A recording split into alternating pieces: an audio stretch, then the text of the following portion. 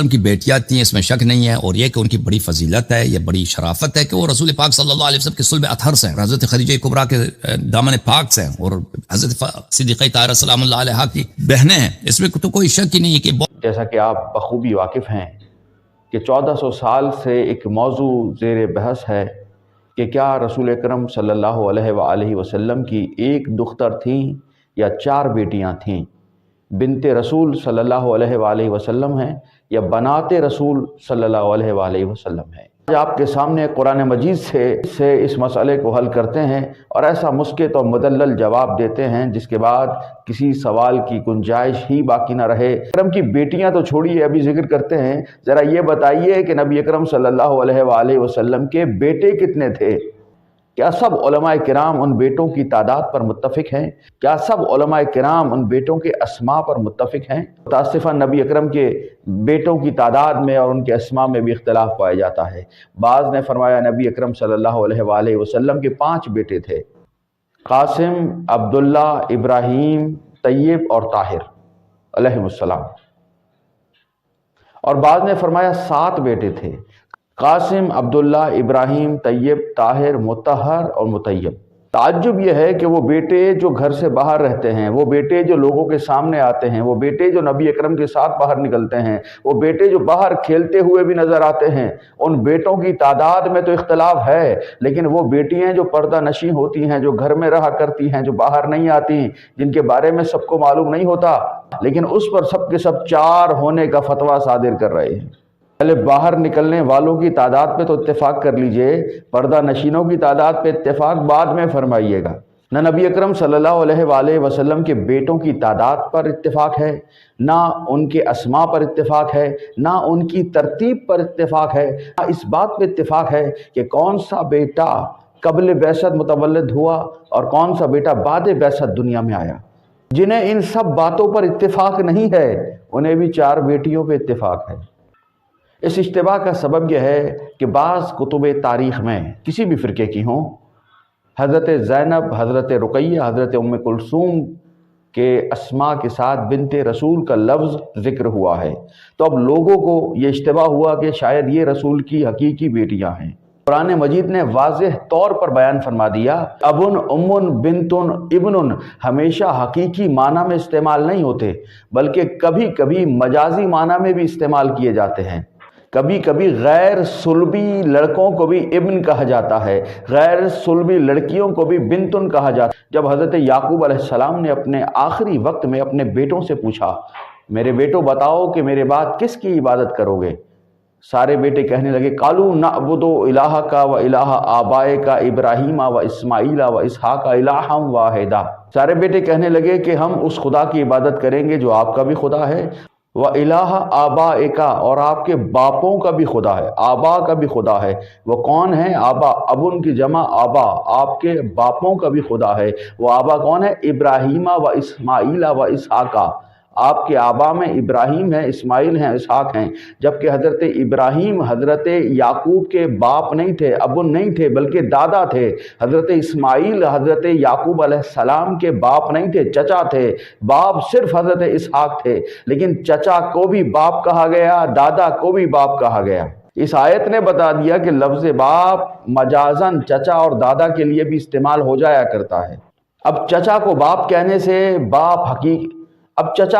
کہنے سے چچا حقیقی باپ نہیں ہو گیا اور بھتیجا حقیقی بیٹا نہیں ہو گیا، بلکہ یہاں غیر صلبی کو مجازن بیٹا اور چچا کہا گیا ہے۔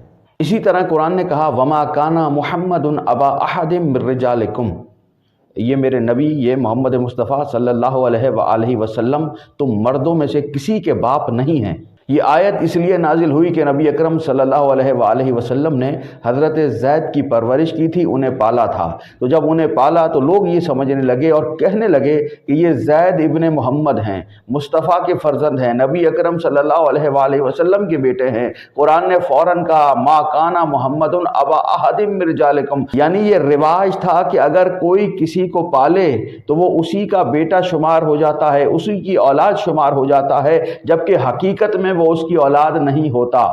نبی اکرم نے زید کو پالا تو وہ نبی اکرم کا بیٹا ابن کہلایا۔ اسی طرح حضرت حالہ کی 3 بیٹیوں کو زینب، ام کلثوم اور رقیہ کو پالا وہ بنات نبی مشہور ہو گئیں، جبکہ حقیقت میں وہ نبی کی بیٹیاں نہیں تھیں۔ اسی طرح آیہ مباہلہ میں واضح طور پر کہا گیا ابناءنا و ابناءکم، تم اپنے بیٹے لاؤ، مصطفیٰ اپنے بیٹے لے کر آئیں گے۔ اب مصطفیٰ اپنے بیٹے نہیں، سیدہ کے بیٹوں کو لے کر گئے، یعنی ابن سے مراد ہمیشہ صلبی بیٹے نہیں ہوتے، مجازن بھی ابن کہا جاتا ہے، اسی طرح مجازن بھی بنت کہا جاتا ہے کہ یہ بیٹی ہے، جبکہ حقیقت میں بیٹی نہیں ہوتی۔ اسی طرح جب ہم ازواج رسول صلی اللہ علیہ وآلہ وسلم کا ذکر کرتے ہیں تو انہیں ام المومنین کہتے ہیں، جبکہ حقیقت میں وہ ہماری مائیں نہیں ہیں، لیکن پھر بھی ہم ام کہہ رہے ہیں کیونکہ قرآن نے انہیں ام کہا ہے، یعنی مجازن کسی کو ماں بھی کہا جا سکتا ہے چاہے ہم اس کی صلبی اولاد نہ ہوں۔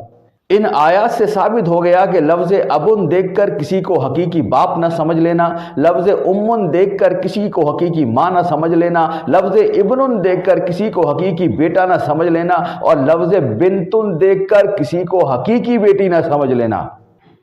اب آئیے ذرا تاریخ کی جانب چلتے ہیں کہ تاریخ کیا فیصلہ کرتی ہے۔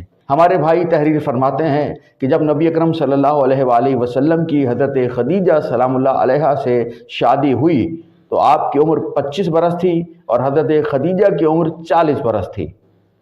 شادی کے 15ویں برس نبی اکرم نے اعلان رسالت کیا اور نبی اکرم کی سب سے چھوٹی بیٹی حضرت فاطمہ زہرا سلام اللہ علیہا اعلان رسالت سے 5 برس پہلے دنیا میں آئیں۔ شادی کے 15ویں برس اعلان رسالت ہے اور 5 برس اعلان رسالت سے پہلے حضرت فاطمہ دنیا میں آ رہی ہیں، یعنی 9 یا 10 برس کا عرصہ ہے۔ اس پوری مدت میں نبی اکرم کی سب سے چھوٹی بیٹی پیدا ہوئی۔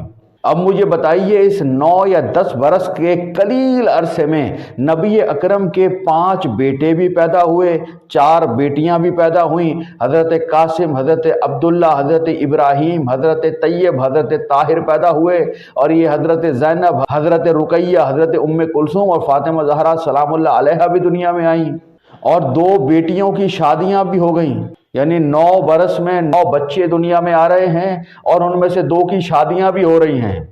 اب اس تاریخ پہ ہنسا جائے یا رویا جائے؟ بس ماننا پڑے گا کہ یہ حضرت خدیجہ سلام اللہ علیہا کی اولادیں نہیں تھیں، بلکہ یہ 3 بیٹیاں حضرت حالہ کی بیٹیاں تھیں جو اس قابل ہوئیں کہ ان کا ازدواج کر دیا جائے، اور پھر حضرت حالہ کی ہی رضایت سے ان کی شادیاں کی گئیں۔ اس لیے ماننا پڑے گا کہ نہ قرآن میں ان کا تذکرہ ہے نہ احادیث مصطفی میں ان کا ذکر ہے، تو یہ تاریخ میں جنہیں بنت کہا گیا، بیٹیاں کہا گیا، یہ صلبی بیٹیاں نہیں ہیں، بلکہ یہ حضرت حالہ کی بیٹیاں ہیں جنہیں میرے نبی اکرم صلی اللہ علیہ وآلہ وسلم پیکر رحمت نے اپنی آغوش میں پالا ہے۔ وآخر دعوانا ان الحمد للہ رب العالمین۔